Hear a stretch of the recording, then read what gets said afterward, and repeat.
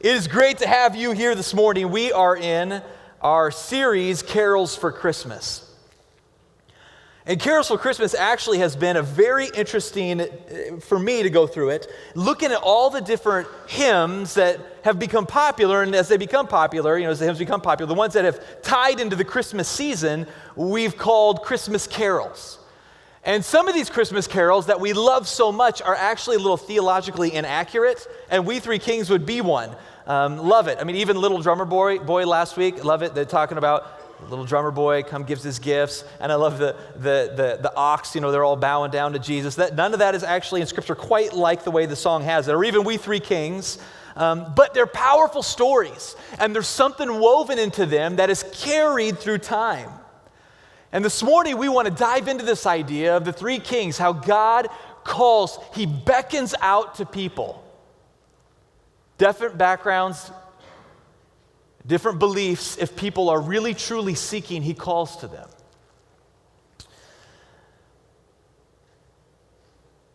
As I was working my way through this, I was thinking about how it has become very popular in our culture to like Jesus as a good person. To like Jesus as a good person.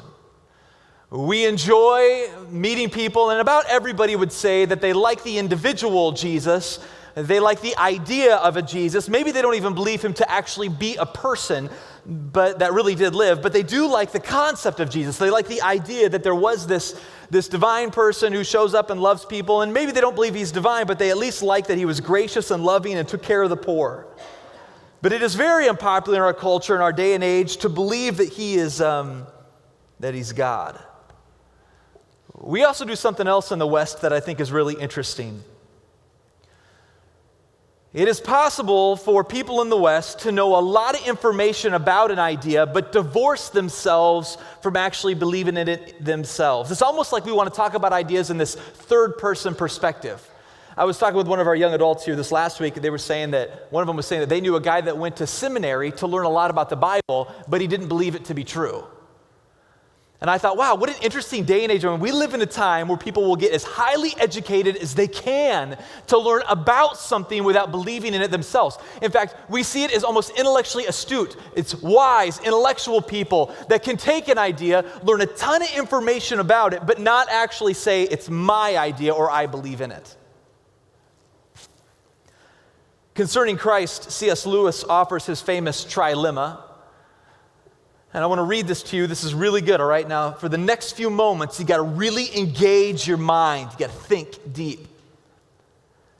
C.S. Lewis says, I am trying here to prevent anyone from saying the really foolish things that people often say about him, talking about Jesus. I'm ready to accept Jesus as a great moral teacher, but I don't accept his claim to be God. That is one thing we must not say. A man who was merely a man and said the sort of things that Jesus said would not be a great moral teacher. He would either be a lunatic on a level with a man who says he is a poached egg, or else he would be the devil of hell. You must make your choice. Either this man was and is the Son of God, or else a madman or something worse. You can shut him up for a fool, you can spit at him and call him a demon, or you can fall at his feet and call him Lord and God. But let us not come with any patronizing nonsense about him being a great human teacher. He has not left that option to us. He did not intend to. That said, we have managed to come up with a fourth option in the West. We know the claims of Jesus are extreme. We know the claims of Jesus are radical. And you can either go Lord, liar, lunatic, but a good teacher isn't going to make the claims about himself that he made. But in the West, what we've done is we've said, okay, I'm going to learn all about Jesus. I'm going to pay attention, read the Scripture, read other authors, read thinkers, but instead of making the decision myself of whether I'm going to believe Lord, liar, or lunatic, instead of doing that, I'm going to put it aside and say, that's an interesting idea that I know a lot about, and just divorce myself from making the personal decision. We're good at that. I mean, we live in the culture of bloggers. You get online, I love it. And they quote bomb, quote bomb, quote bomb, quoting other people, other thinkers, get all the way down to the end of their blog, sounding really, really smart, and nowhere in the blog does the person say, I believe this. They don't make the personal statement. They divorce themselves from the personal statement. It's almost like they want to put it off. They want to set this aside and act really wise by quoting everybody else's ideas, but they're not going to make the decision themselves. Years ago, I was in high school, and there was a gentleman. I'm going to call him Jason. So for all the Jasons out there, love you, nothing personal. I just picked it randomly last night. I'm going to call him Jason. He was almost old enough to be my dad. He went to the church that I grew up in. I was probably a junior, senior in high school at the time, somewhere around there. And Jason was brilliant. He had an incredible mind. I mean, so good at remembering facts. Not necessarily the wisest individual, but he had a lot of knowledge. I remember one day I was talking about my passion for Jesus, maybe feeling like God was maybe calling me into ministry, wrestling with this a little bit. And this guy had this incredible ability. I mean, he was so intelligent. It's almost like he liked to pick at people and make them believe less, and it was fun for him. I mean, and I don't know if you've met these guys. I mean, they're intense and mean, but they're not intense and mean like a coach yelling at you. They're intense and mean like this arrogant, almost distant kind of personality. Like, that's an interesting thought that you believe. I mean, even his hand gestures, the way he would do things. So you believe Jesus really was God. That's interesting. Like, even the way he would do things was so arrogant and over the top. He would drive me nuts. And especially as young junior in high school, Mike Cola, that era, I lacked the ability to really debate his ideas. I mean, the guy was so smart, quote bomb, authors, thinkers, throwing stuff out, different philosophers and ideas. And he loved to just grab people that were excited about Jesus and slowly drain the excitement out. I don't know if you've ever met anybody like that. It's almost like it's fun for them to make you more miserable. He really was smarter, at least at that day and age in my life, that time. He loved to prove me wrong, and he loved to get me angry and frustrated. It's almost like he wanted others to feel as miserable as he did. He loved to drain the hope out of those who had their hope in eternity. I mean, this is the kind of person who's like Mr. Well Actually, and he likes to well actually people that can't well actually him back. This is the kind of guy that likes to go, so you believe in Jesus? Well, actually, this author and thinker, well, actually, some people believe that and it's always this like mysterious, the some people may think kind of person. Those people drive me crazy. But junior in high school, Mike, I didn't know what to say. I didn't know what to do. It was just like he was punching me in the spiritual gut over and over again. I remember at one point I left the conversation. And as I walked away, I thought in my mind, maybe you are right. Maybe you're right. Maybe this Jesus stuff is exaggerated like crazy. Maybe people did add all kinds of extra stuff in, as they wrote the New Testament. Maybe there were some monk somewhere was able to sneak stuff in and get away with it. I don't know. Maybe you're right. But I remember thinking in my mind, I never want to end up like you, though. I remember thinking that in my mind as a kid. He was so miserable, so arrogant and distant. I remember thinking in my mind, even if you are right, even if you win me over with your idea, you will never win me over to the kind of person you are, because your life looks awful from this side of our relationship. People like this are eloquent, arrogant. They are distant and negative. They are incredibly intelligent with facts, so they claim, but yet they are very empty at the same time. Their lives aren't full. You don't meet them and they don't go, man, life is awesome. I'm so filled up inside. Everything is great. Something inside them, it's like there's this massive gaping hole and they can't fill it. And since they can't fill it, they want others to hurt with the same hole that they have.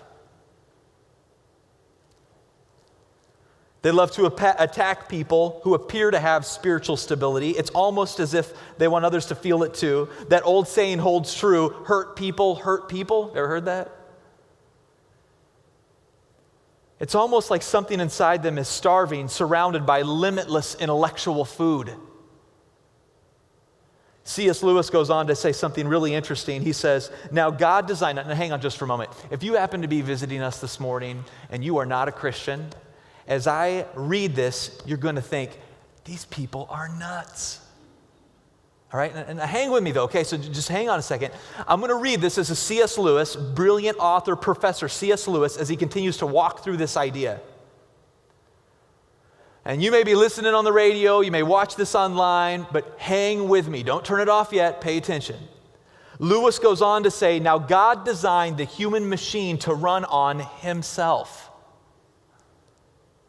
He himself is the fuel our spirits were designed to burn, or the food our spirits were designed to feed on. There is no other. That is why it is just no good asking God to make us happy in our own way without bothering with religion.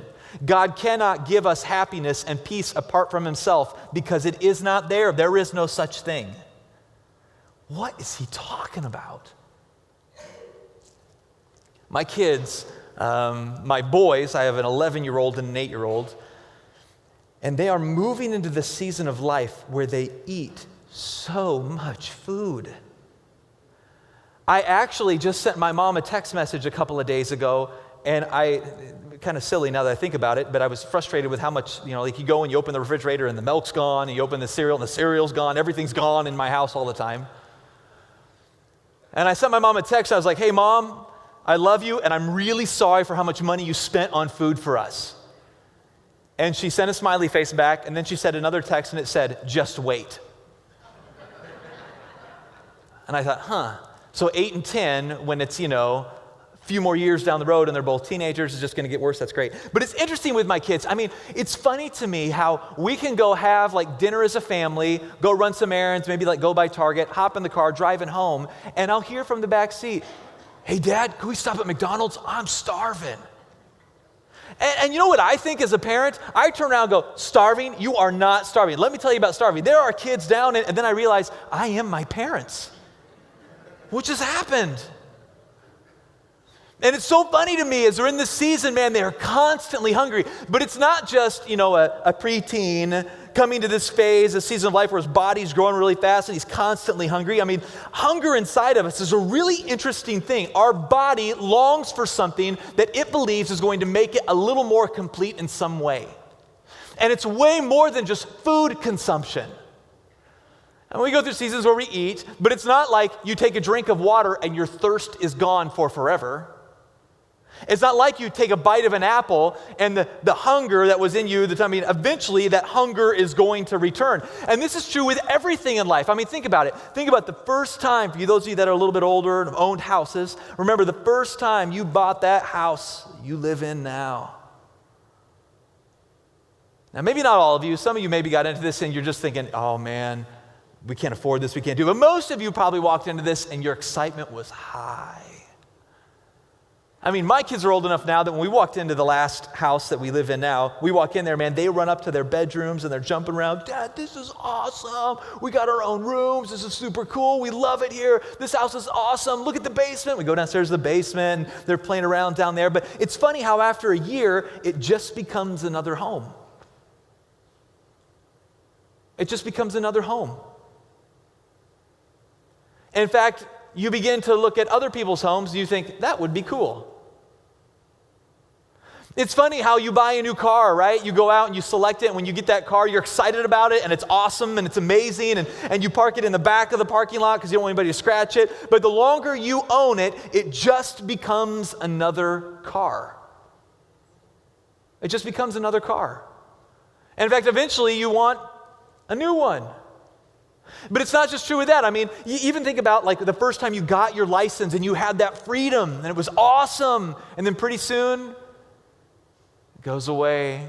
Or remember even with toys like the new iPhone, or you go and get that new phone, and as soon as you get your new phone, at least this is how it is in my house, when I get a new phone or a new device, whatever it is, I'll go home and my kids will say, Dad, can I play on it? And I'll say things like, did you wash your hands? I have little kids with sticky fingers, and I don't like sticky screens. Did you wash? But after you've had the phone for about a year, Dad, can I play on this? You're like, yeah, sure, take it. You toss it over to them, crack screen, oh well. Eventually get to the point where you just don't care anymore. Because here's the deal, man. There is something inside you. We have this hunger and we're constantly trying to feed it and fill it. And the satisfaction never stays for long. It never stays for long. The hunger returns. Now, God designed the human machine to run on himself.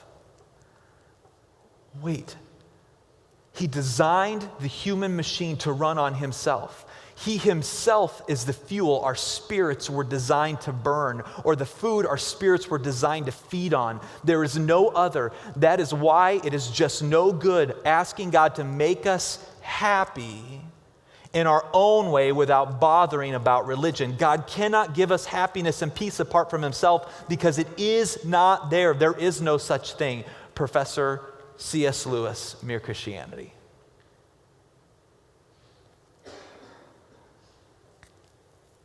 I love sci-fi. I love reading the news about all the stuff we've done going to Mars. I love the rover looking for life. I love the new planet, or the new moon. Was it Jupiter's moon? One of the moons out there that I just read in the news. I need to go back and reread it again. I was in a hurry. That they're thinking about sending one out there and maybe seeing if there's life out there. Maybe it was Europa. I can't remember what one it was. One of the moons out there. It was phenomenal. I love this stuff. But in every sci-fi thing I've watched, every degree I've gotten, conversations I've had, met with people, philosophers, professors, thinkers, it's so interesting how in every one of them there is this hunger for meaning and purpose, and it's relentless and strong, and we're searching and we're seeking, and we've got to find it and figure it out. Why are we here? What is our purpose? Is there more? We are unsatisfied as a human race. Now here's the crazy thing. You ready for this? When Lewis penned those words all those years ago, the development socioeconomically has done nothing but put an exclamation point behind his idea. The void is there, and humanity is relentlessly searching to fill it.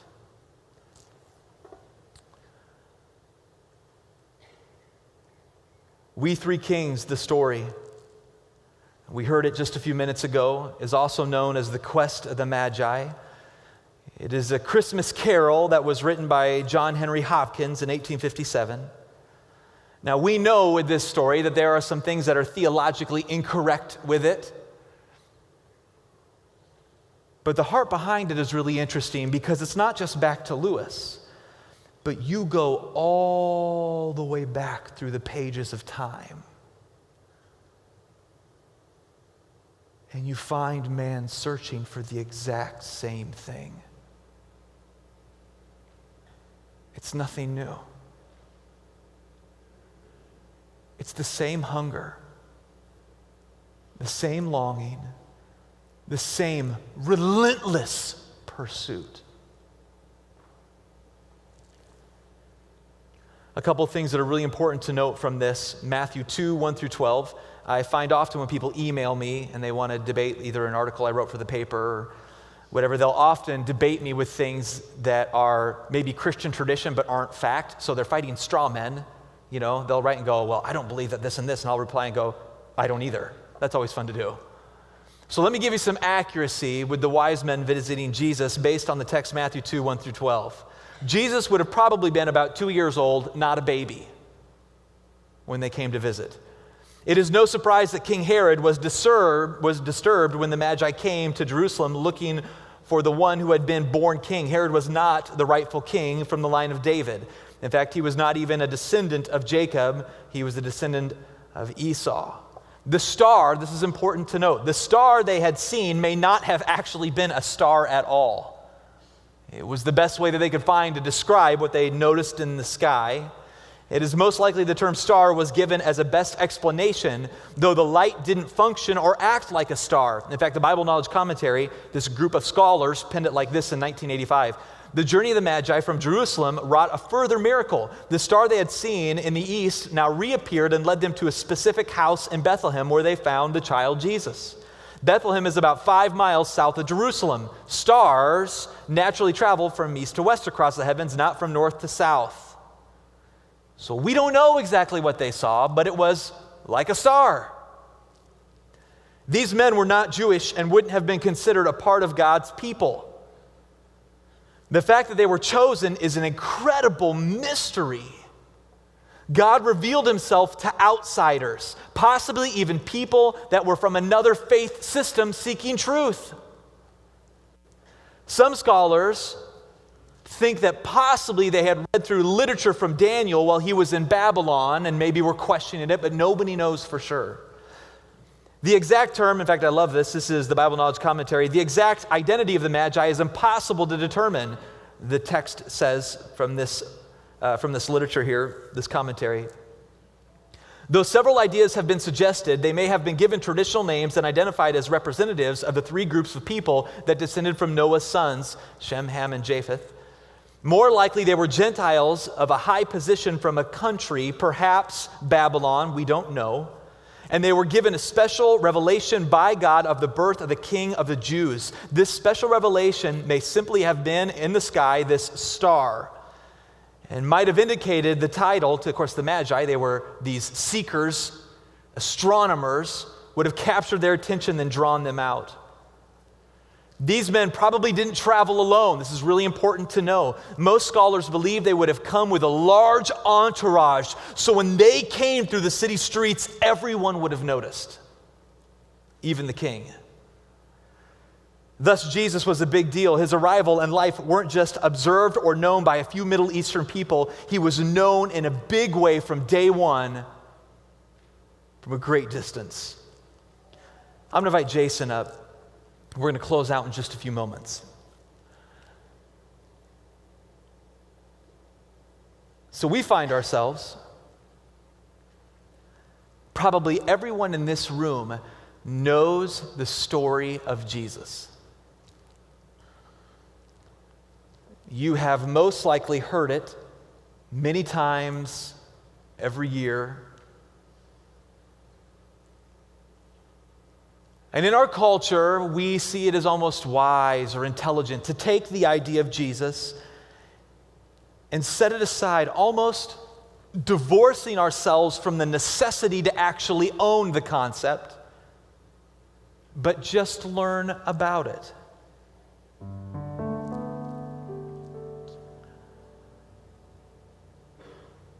And so many of us, especially from our culture where we don't feel like we have to own ideas. This wouldn't have been true through a lot of history, but in our culture we adopted this.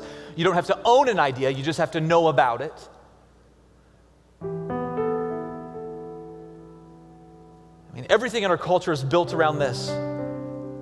You can graduate with an MBA, pass every test, ace it in leadership and administration, and be a terrible actual leader. Love the way our culture works.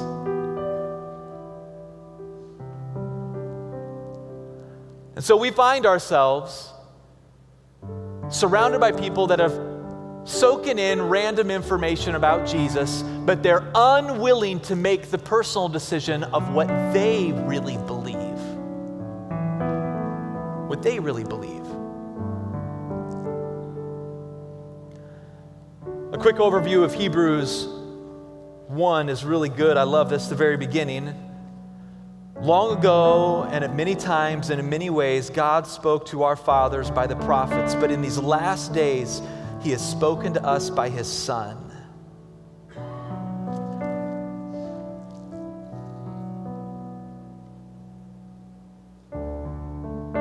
When you turn on the TV and you watch the news, I pray that you'll be able to see the searching of humanity. From the latest technical advancement, scientific discovery, man is not at peace. They're not okay with where they are. We are not okay with where we are.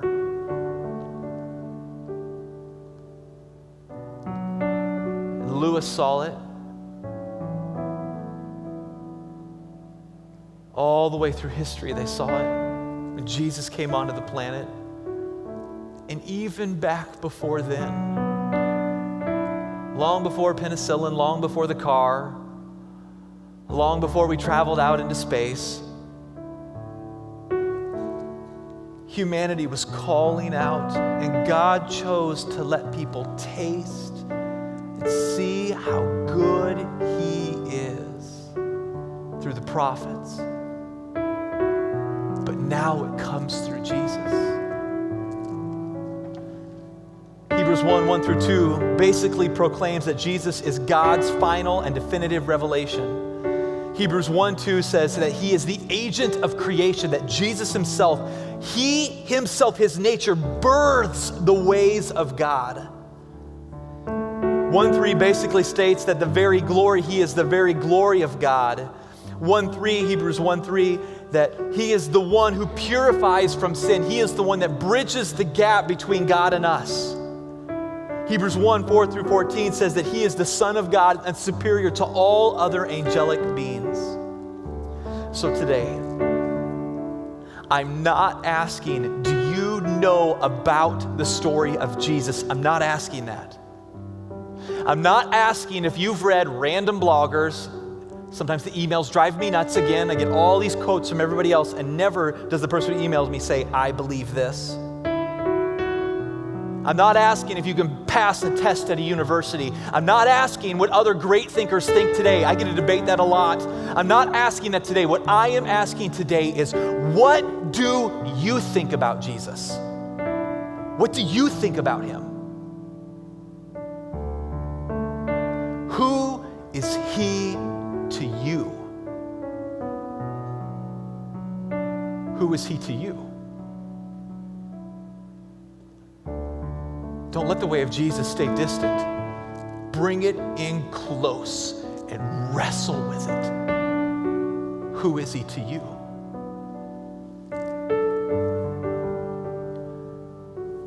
In conclusion, there are two dangers, my final thought, there are two dangers and a call that I want to give to Christians. Two dangers and a call.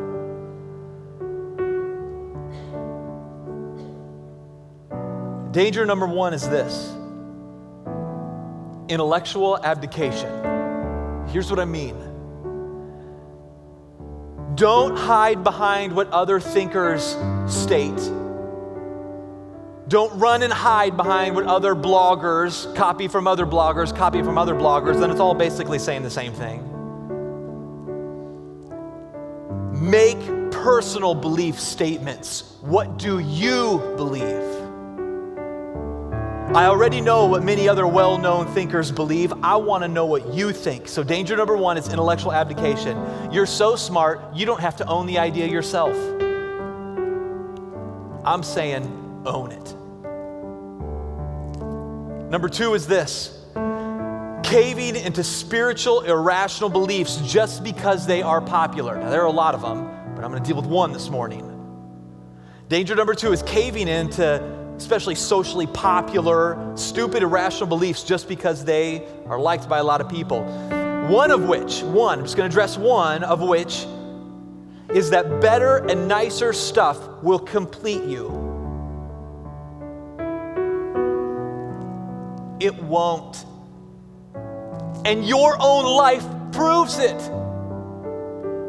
The new car you got didn't satisfy for long. The new house you bought didn't satisfy for long. None of the new clothes, the new shoes, the new whatever didn't satisfy for long. I mean, it doesn't satisfy for long. The temporal, corporeal, finite human being that we are is longing for something so deep, and this world doesn't offer it. Blaise Pascal, Lewis, Tolkien, many authors and thinkers all through history have proclaimed this. See it in you. Or you could end up brilliant with a chasm in your heart and darkness that's consumed you. I'm not asking what you know today. I'm asking, what do you believe?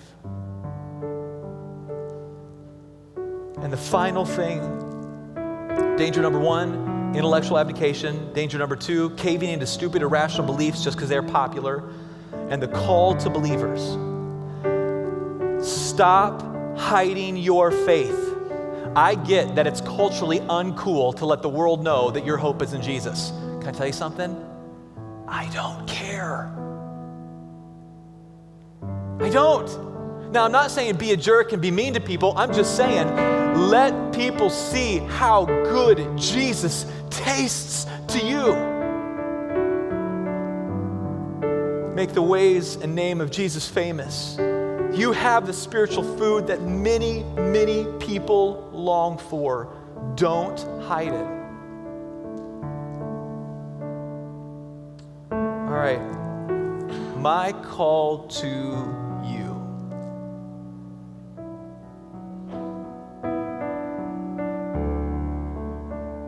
I believe that Jesus is the Christ. I believe that He is the Son of the living God. I believe that He died and He rose again. I believe that the hope that we find in Him can satisfy more than anything in this temporal world. I fully believe it. And I pray that you can taste and see how good He is too. Today, I have lots of debates with people about what they know. Today, I ask you to wrestle with, what do you believe? The chasm